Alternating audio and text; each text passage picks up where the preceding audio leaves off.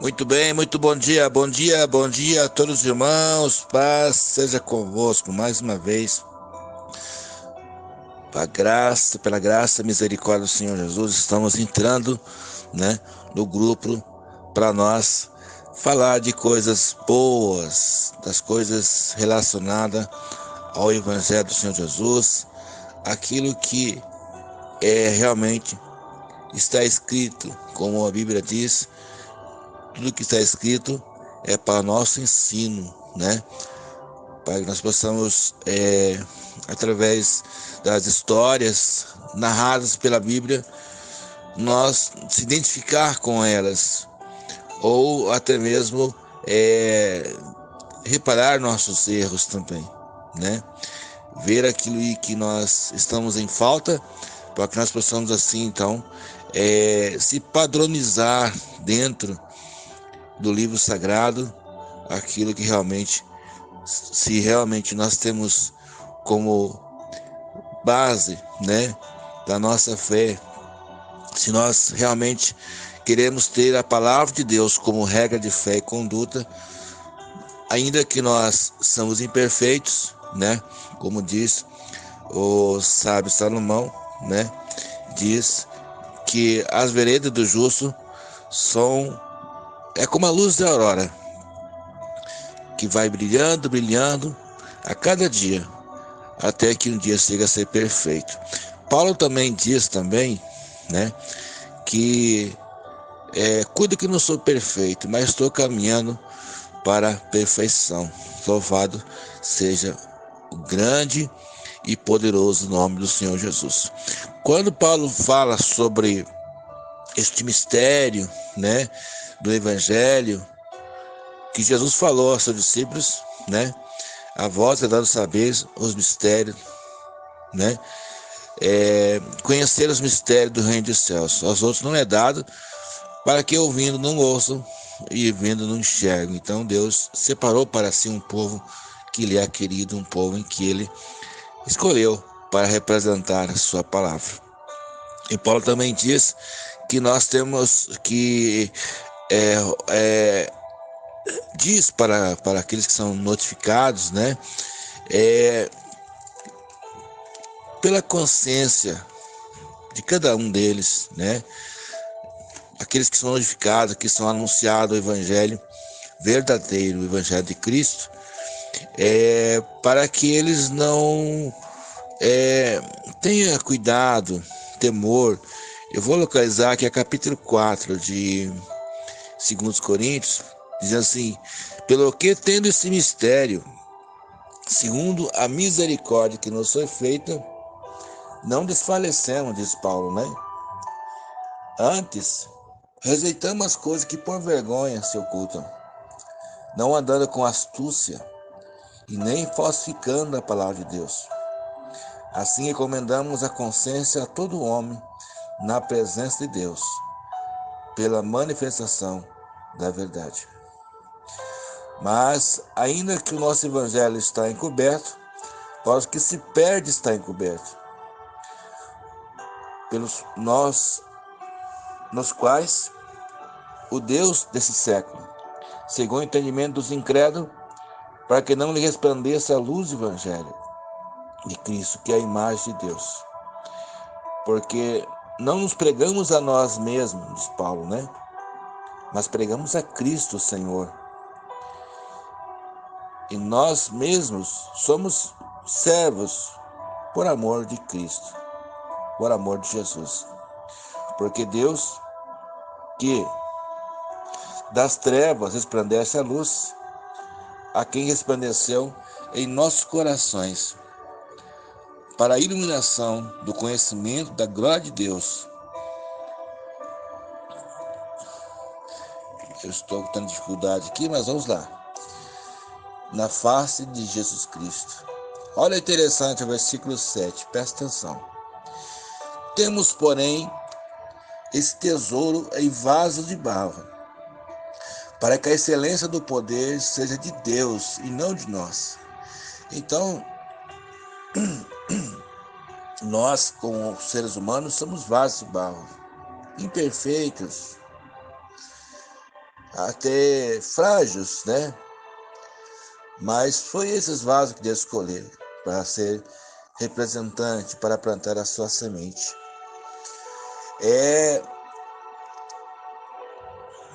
Depois o Paulo vai falando sobre as tribulações, os sofrimentos em que nós passamos diante de situações como essa, em ter uma verdade. Então o vaso, quando o profeta Jeremias, ele foi levado, glória a Deus, na casa do oleiro, onde havia-se uma fabricação de vasos de barro. E Deus mostrou a situação de um vaso quebrado. E colocou aquele vaso quebrado na condição do homem, do ser humano. Que o vaso de barro somos nós, fomos criados do barro, fomos tirados do pó, né? Do jeito que nós, por exemplo, se nós formos fazer plantar algo em um vaso, o que nós precisamos colocar no fundo do vaso? Não é simplesmente colocar a terra,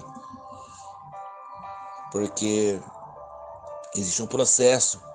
Porque o vaso formado, ele é duro. Eu digo assim, que nós, servos do Deus Altíssimo, homem de Deus, depois da nossa formação, vou dizer assim, que nós se formamos como teólogo, nós adquirimos alguma experiência, adquirimos algum conhecimento mais amplo, nós tornamos também, em alguns sentidos, como pedras. E nós não cedemos mais à fertilidade. Não se planta mais um vaso já posto no forno. Se você ver bem, o barro que antes era fértil, agora ele é seco. Agora ele é seco, agora ele virou pedra. Não é mais um vaso fértil, aquele barro fértil. Ele foi tirado da terra, mas agora ele é seco, ele é duro, ele passou pelo fogo. Por isso que Paulo fala assim, que eu, como sábio arquiteto, pus o fundamento sobre a casa de Deus, vem outro edifica sobre ele. Mas vê cada um como edifica, porque ninguém pode pôr outro fundamento além do fundamento, além do que já está posto, que é Cristo. Mas a obra de cada um será manifesta através do fogo. Aquele que edificou sobre palha, sobre feno, sobre madeira, com certeza não suportará o dia da luta, não suportará o fogo. Então Paulo fala assim, contudo somos atribulados, capítulo 4, verso 9, mas não angustiado, perplexo, mas não desanimados, perseguidos, mas não desamparados, abatidos, mas não destruídos. Glórias a Deus. Porque Paulo está falando de uma possessão de bênção, de conhecimento, que Deus escolheu vasos como nós, seres humanos, frágeis. Diz a Paulo também que Deus escolheu as coisas fracas deste mundo para confundir as fortes. Deus escolheu as coisas loucas deste mundo para confundir os sábios. Porque Deus é que capacita. Ele não chama o capacitado o perfeito. Ele chama o imperfeito para fazer dele perfeito. Ele chama o incapaz para fazer dele um capaz. Porque é Deus que faz todas as coisas. É Deus que cria todas as coisas. É Deus que molda o vaso. Agora o vaso já formado, você que já se formou em conhecimentos de várias formas, você sabe que depois que você se forma, depois que você é formado, você já não está mais disposto a aprender muitas vezes, ainda que o conhecimento como assim, um infinito, né? Por mais que a pessoa seja já um professor, um teólogo, seja um mestre, um doutor, como Paulo era, mas ele precisou aprender algo também.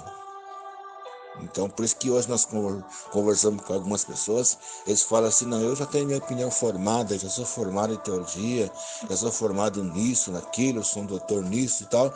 Então, ele já é um vaso já formado. Então, ele não tem mais a fertilidade de ser plantado nele, porque ele já passou pelo fogo. Ele já tem uma experiência suficiente para agora agregar. Agora o vaso formado, ele não tem mais a fertilidade, mas ele abre espaço para a fertilidade. Ele abre espaço para que nele se plante, para que nele se coloque, para que nele possa se agregar. Então, o vaso, ele é composto no fundo, colocam pedras e areia. Por que você vai ficar extensa essa mensagem? Por que se coloca pedra e areia no fundo? Pedra simboliza sustentação, porque Paulo fala assim, que ninguém pode pôr outro fundamento, além do que está posto, que é Cristo. Em outra parte fala que a pedra principal, aquele que ninguém pode pôr fundo, como diz Paulo, capítulo 2 de Efésios, versículo 20, que Cristo é a pedra principal da fundação, fundamentado sobre os apóstolos, profetas, em Cristo é a principal pedra fundamental. Nós vamos olhar sobre pedra. Jesus falou assim, Pedro, tu és pedra, sobre esta pedra, edificarei a minha igreja. Tu és Pedro. A palavra Pedro quer dizer pedra. O que era Pedro? Pedro era uma pessoa formada. Desculpa, minha garganta está irritada. Pedro já era um teólogo já formado por Cristo. Então ele já estava formado com um vaso para agregar. Por isso que Jesus chama, tu és pedra, Pedro. Que a palavra Pedro quer dizer pedra. Tu és pedra, Pedro. E sobre esta pedra edificaria a minha igreja. Porque agora ele não é mais um vaso fértil. Agora ele é um vaso que agora ele agrega. Ele está exposto a ser plantado nele. Então, no fundo de um vaso, nós colocamos pedra e areia. Por que a pedra? Porque pedra significa uma edificação fundamental. Areia são as farelos de pedra esmuiçada. São fragmentos de pedras esmuiçadas. Porque a Bíblia diz que a minha palavra é como um martelo, diz a palavra, que esmiuça a penha. É Deus que quebranta o coração. É Deus que quebra a pedra. É Deus que miúça. É Deus que mói. Então, a fundação de um vaso, ela tem, no fundo, pedra e areia. Edificados sobre o quê? Sobre pedras fundamentais. Jesus falou que aquele que edificar sua casa sobre a rocha, vem o vento, vem a chuva, vem a tempestade da vida, ele não cai, porque está edificado sobre pedras, que é a palavra de Deus. Rocha, eternidade, coisas, porque pedra significa eternidade. Experiências que vão nos seguir o resto das nossas vidas, ou por toda a nossa vida. As areias são fragmentos de experiências, de momentos em que nós se convertemos a Deus. O dia em que a palavra nos esmuiçou, nos moeu, nos fez capaz de ser o que somos.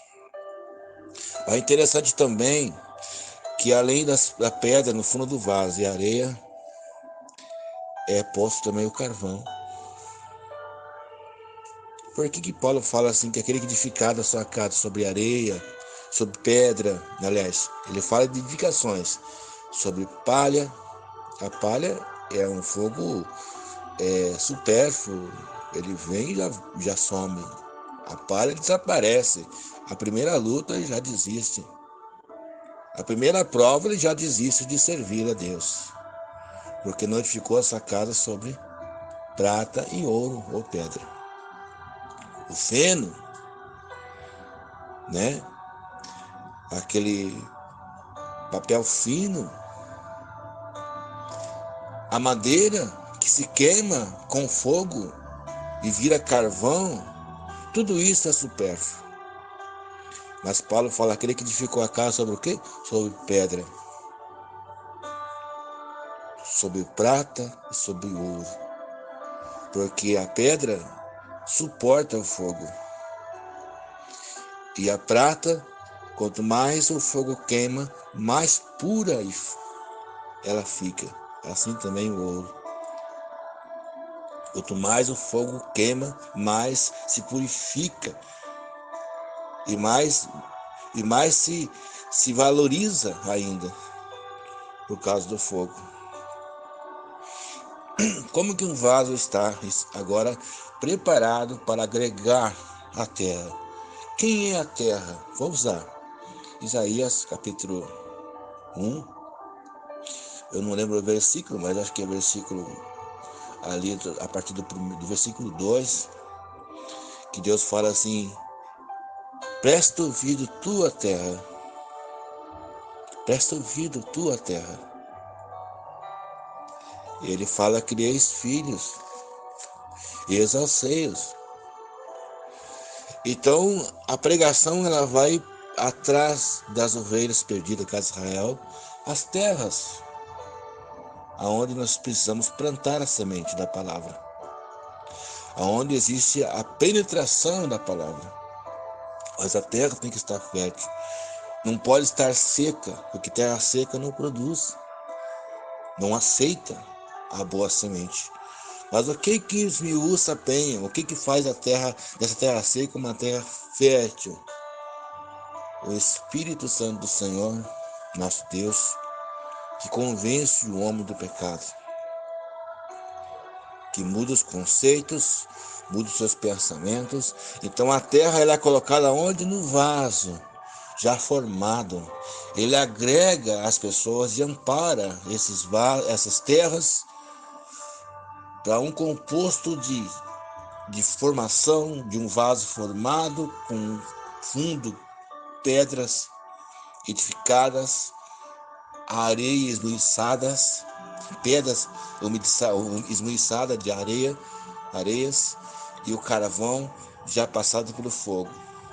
Aquilo que era palha, aleluias, aquilo que era feno, aquilo que era madeira, já se destruiu, restou somente o carvão. Por isso agora ele está preparado para agregar a terra, para suportar a terra, para agregar aquilo que vai produzir a boa semente, aleluias. Então você é terra. E você está sendo amparado por um conhecimento, por um pastor, por uma teologia, por um evangelho de Cristo que vai agregar você. Então, quando aquele povo, ouvindo a pregação de João Batista vendo aquelas pessoas correndo para ele, para ser batizados, ele fala assim: raça de víbora, quem vos ensinou a fugir da ira futura? Porque desde agora o machado está posto na raiz da árvore. Toda árvore que não produz bom fruto é cortada e lançada fora. Produzis frutos dignos de arrependimento. Então agora um vaso formado, vou dizer assim, um homem de Deus, uma mulher de Deus, um servo de Deus, uma serva de Deus, capacitado, já formado, porque a Bíblia diz que nós temos que crescer na graça do conhecimento. Então você já se formou como um teólogo, na teologia, no conhecimento. Então agora você já é um vaso já é um vaso, você já está formado, você já é pedra, e sobre esta pedra edificaria minha igreja. Aí então Deus vai colocar em você o que? As experiências da vida, as pedras fundamentadas, as pedras que jogaram em ti para te destruir, para te quebrar, para tentar destruir a tua vida, agora você usa como sustentação de fundo. A areia esmiuçada vem a ser o quê? Às vezes em que a palavra de Deus veio e te quebrou, te moeu, e você se converteu a Deus. Aí o carvão, aquilo que está em você, que foi palha, que foi supérfluo, não existe mais, existe agora o carvão, já passou pelo fogo. Então isso também é usado para a fundamentação de um vaso. Aí vem a terra. Pessoas do mundo inteiro se agregarão em ti, para que você possa então estar preparado para receber a fertilidade. Você pode ser mais fértil pela sua experiência, pelo seu conhecimento, pela sua formação teológica, mas você agrega a fertilidade. A água que rega essa, porque no fundo tem que ter pedra, porque no fundo tem pedra e areia, porque a pedra e a areia e o carvão absorvem a água para que possa trazer os sais minerais que vai dar saúde às sementes plantadas nesse vaso. Ela vai sempre preservar um, um, um, um estoque de água no fundo do vaso, uma umidade, uma fertilidade ali de água, para que os sais minerais da água venham trazer vida à semente que será plantada nesse vaso. Então, certamente dará seus frutos, as suas flores, a sua roupa nova, como os lírios, porque a Bíblia diz que Jesus é o lírio dos vales, porque o lírio dos vales, ele nasce onde se passou a corrente de águas, aleluias. Ele nasce aonde se houve destruição, onde se passou o dilúvio e fez aquelas enormes valas, aquelas valetas enormes, aonde foi destruído a vida, aonde foi destruído tudo, ali nasce o lírio dos vales, uma das flores mais lindas e rara, de difícil acesso. Por quê? Porque nasceu aonde não se existia mais esperança, onde não se existia mais vida, nasce então o lírio dos vales. Interessante que o lírio dos vales, meus irmãos, ele tem uma cabeça sem camada.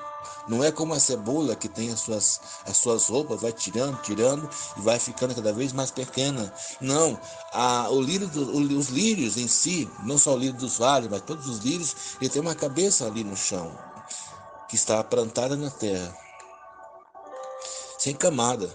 Aquela cabeça é a que dá a sustentação. Mesmo que seja fora da terra, ela permanece, mas ela estando na terra, ela guarda o seu tempo certo para ser seu renovo e vestir novamente a sua roupa. Ainda que ela morra, ainda que passe por ali como aconteceu ali no lírio dos vales, nos vales aonde se passou o dilúvio, onde se passou a água e destruiu tudo que tinha de vida ali. Mas aquela cabeça do lírio estava lá debaixo da terra. Passou o vento, passou a chuva, passou as águas das correntes de água, passou a destruição, destruiu a flor, destruiu as folhas, destruiu o caule, mas a cabeça ficou ali, esperando o dia certo para se renovar novamente e vestir novamente a sua beleza, da sua roupa. Oh, glórias a Deus. Que sejamos como Cristo é, lírio dos vales. Porque os lírios dos campos, também tem a sua essência. Vem na primavera e embeleza o campo com as suas roupas, com as suas flores. Isso é muito comum, os lírios nascer no campo, aonde já tem uma terra fértil, uma terra já adubada, mas o lírio dos vales nasce aonde não se há mais esperança, nasce aonde não existe mais vida, onde não existe mais apenas um córrego de água que desce do trono de Deus e passa por ali e fertiliza a terra.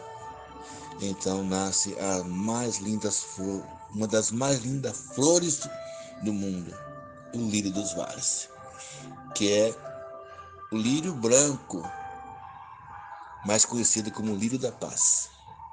Nasce também ali, mas o lírio dos vales, que é Cristo, e que nós também somos como Ele, possamos ter a nossa essência, saber suportar os dias maus, os dias difíceis, os dias de turbulências, como diz Paulo aqui, estar perplexo, mas não desanimado, abatidos, mas não destruídos. Glória a Deus. Deus continue te abençoando, que Deus fale melhor no vosso coração, que Deus te dê paz. Em nome de Jesus é o meu desejo.